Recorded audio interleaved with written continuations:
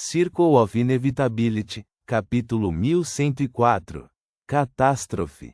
Em sua rápida descida, Lumian, Franca e Jenna, como Beyonders do caminho da demônia, rapidamente perceberam que estavam nas profundezas do mundo dos espelhos. Quando eles estavam prestes a usar suas qualidades inerentes para liderar toda a equipe para longe da área cheia de turbulência espaço-temporal e retornar ao mundo real, uma figura apareceu no ambiente escuro e profundo. A figura usava um vestido longo cinza, antiquado, com cabelos grossos e longos caindo como uma cachoeira. Seus olhos azuis eram mais cristalinos do que pedras preciosas, com um queixo pequeno e delicado e lábios vermelhos, úmidos e brilhantes. Ela era uma mulher bonita e madura, com um temperamento excepcional. Ao ver essa figura, a mente de Franca imediatamente zumbiu. Ela a reconheceu. Ela tinha visto a projeção espelhada dessa mulher vestida de cinza com a demônia de preto. Como uma santa recém-nomeada da seita das demônias, ela não teve escolha a não ser conhecê-la. Esta era a matriarca, demônia de cinza, a filha divina da demônia primordial, a demônia de cinza Judite. Judite era uma sequência 2, demônia da catástrofe. Ela olhou para Lumian e os outros, erguendo seu pulso articulado, belo e requintado, com um sorriso encantador. Ela estava prestes a trazer um desastre. E para o mundo dos espelhos, o que realmente poderia ser chamado de catástrofe? Claro, seria um colapso completo, engolido pela turbulência do espaço-tempo. Silenciosamente, Lumian viu o ambiente profundo e escuro começar a descascar, como um espelho rachando, com fragmentos caindo da superfície. Uma turbulência espaço-temporal indescritível se instalou. Franca e os outros, que estavam originalmente longe da turbulência nas profundezas do mundo dos espelhos, foram repentinamente lançados em uma cena de colapso que acabaria com o mundo. Lumian não teve tempo para pensar, ativando a marca negra em seu ombro direito para teletransportar todo o time para fora da área. No entanto, a turbulência do espaço-tempo já havia se instalado, enfraquecendo as conexões da equipe. Embora próximos, pareciam estar em mundos diferentes. Ao mesmo tempo, a percepção de Lumian das coordenadas externas tornou-se imprecisa, turva e caótica. Lumian não hesitou e usou o teletransporte. Embora esse teletransporte forçado fizesse com que Franca e os outros fossem afetados pela turbulência do espaço-tempo e enviados aleatoriamente para destinos diferentes, o membro mais fraco da equipe ainda era um santo de sequência 4.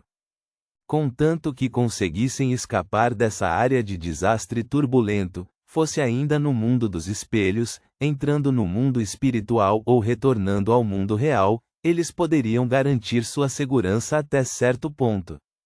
Depois disso, teriam muitas maneiras de se reagrupar. Pouco antes da turbulência do espaço-tempo envolvê-los completamente, eles desapareceram instantaneamente. Reticências. A figura de Franca tomou forma em um túnel fantasmagórico e escuro do mundo dos espelhos. Ela sentiu que a distância entre ela e Lumian era certamente maior que 10 quilômetros, pois ela não podia mais compartilhar o poder de nível angelical. Ela usou a substituição de espelho que Lumian havia deixado com ela para realizar rapidamente a adivinhação do espelho mágico enquanto entrava em um novo túnel seguindo sua intuição espiritual. Ela queria se reunir com Lumian. Isso era para aumentar a força dele, já que um caçador com uma equipe era muito mais poderoso do que um sem. De repente, um vazio de escuridão negra apareceu diante dela, e os túneis semelhantes a teias de aranha atrás dela foram tingidos de branco acinzentados, solidificando-se em pedra, tornando-se intransitáveis. Nesse momento, uma figura estava na área atrás do espelho, em frente a Franca. A figura tinha cabelos negros presos em um coque alto, trajava um vestido de gala preto puro, com olhos cinza escuros brilhantes, porém tingidos de um toque de tristeza. Era a demônia de preto Clarice. Ao lado de Clarice, uma plataforma alta foi construída com pedras branco-acinzentadas, com uma estatueta esculpida em osso branco da demônia primordial colocada no topo. Franca parou na beirada da área atrás do espelho, instintivamente exibindo um sorriso, como se estivesse tentando passar despercebida. Madame, o que a senhora está fazendo? A demônia de preto olhou para ela com um sorriso que não era bem um sorriso. Rezando a primordial, é claro. Antes que ela terminasse de falar, ela de repente viu cores branco-acinzentadas surgindo em sua direção. O sorriso e as palavras anteriores de Franca serviram apenas para enganar a demônia de preto, fazendo-a acreditar que não seria emboscada. Quando a demônia de preto começou a reagir, Franca já havia lançado um ataque decisivo, sem deixar espaço para recuo. Reticências. Jena parou. Ela ficou um tanto atordoada ao descobrir que o túnel do espelho à sua frente havia se quebrado, assim como uma ponte no mundo real. Esse era um fenômeno que ela nunca havia presenciado antes enquanto atravessava o mundo dos espelhos, aparentemente possível apenas em áreas próximas à turbulência do espaço-tempo. Aonde isso leva? Será que o caminho foi cortado artificialmente? Os pensamentos de Jena disparavam, mas ela não se demorou nem buscou uma resposta. Ela pegou a substituição de espelho que Lumian havia deixado com ela e escolheu ignorar o túnel interrompido, aproximando-se de sua orientação espiritual. Ela acreditava intuitivamente que Lumian estava naquele lugar isolado e certamente havia uma maneira de entrar. Reticências.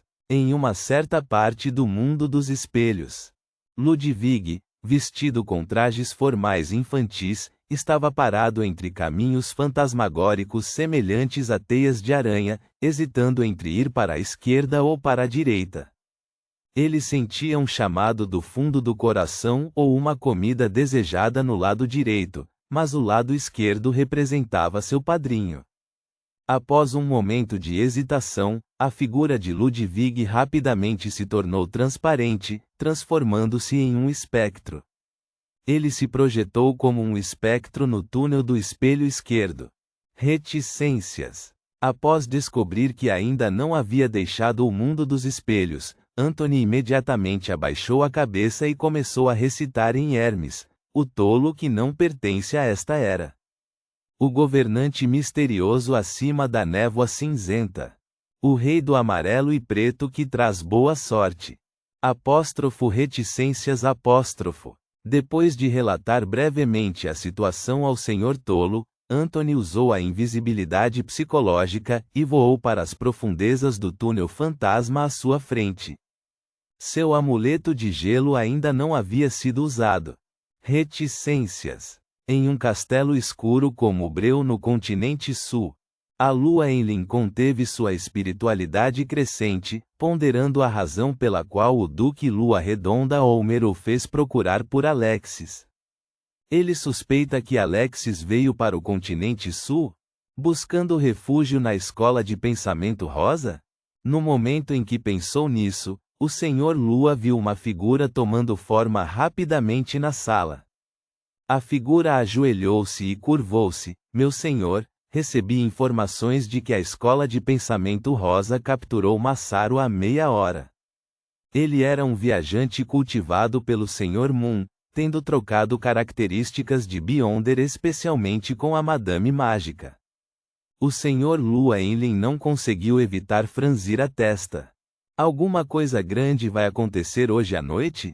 Nos últimos tempos, a situação no continente sul vinha, de fato, caminhando para a calma.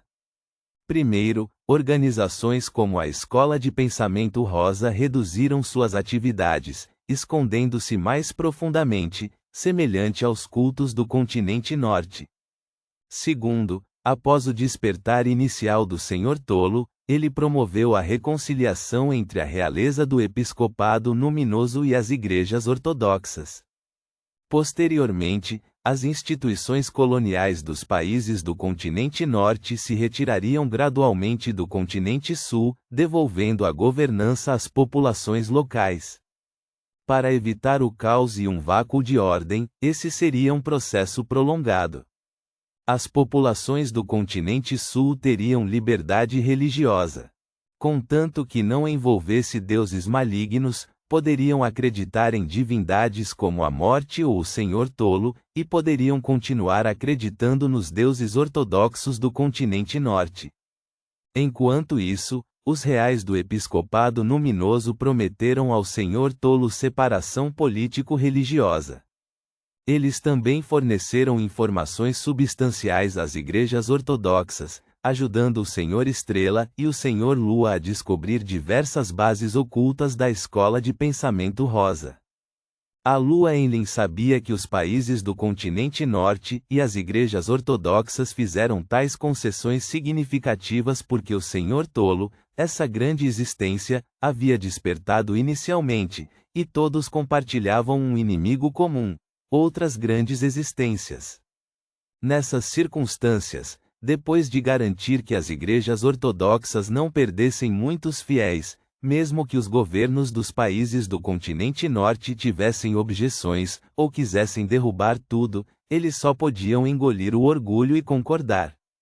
O entendimento de Alua Enlil era: neste mundo, o poder Beyonder é a fonte de toda autoridade.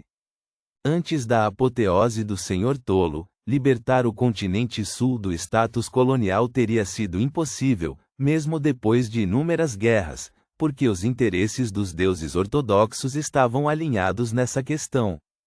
Quando ele se tornou uma grande existência e inicialmente despertou, esse problema foi facilmente resolvido. Sua principal contradição atual eram aquelas grandes existências que destruiriam tudo. Era preciso distinguir entre contradições primárias e secundárias ao fazer as coisas.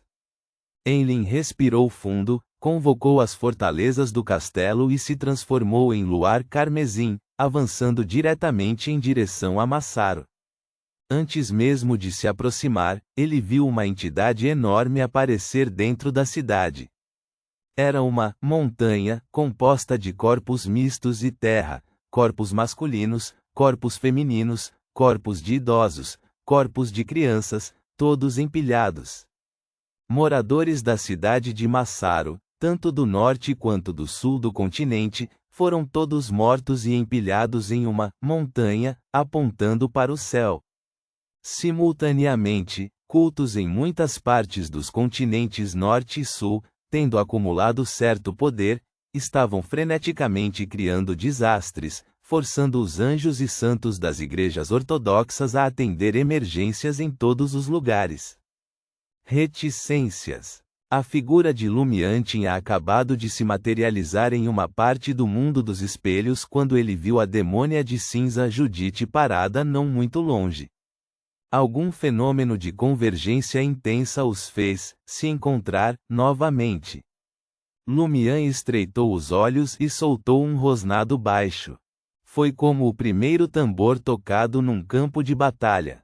Com esse rosnado, o corpo de Lumian começou a se expandir, sua superfície mais uma vez coberta por uma armadura negra como ferro formada por chamas. Uma gota vermelho-sangue surgiu em sua testa, vívida e pingando como uma bandeira de batalha. Um lado de seu rosto tornou-se suave, delicado e brilhante, enquanto o outro permaneceu belo, mas cada vez mais másculo e afiado. Em Paramita, isolado interna e externamente, ele não podia usar a habilidade mais poderosa de um feiticeiro do clima. Mas agora, o próprio mundo dos espelhos pertencia ao domínio daquele indivíduo. Ele sacrificou o poder supremo dos caminhos da calamidade, buscando assistência. Lumian revelou uma forma de criatura mítica com mais de 10 metros de altura, segurando uma grande espada de chamas negras formada pelo fogo da destruição, dando um passo para chegar até a demônia de cinza Judite e golpeando. Os túneis ao redor, semelhantes a teias de aranha, desabaram simultaneamente, não dando a Judith nenhuma chance de escapar daquela área. Ponto.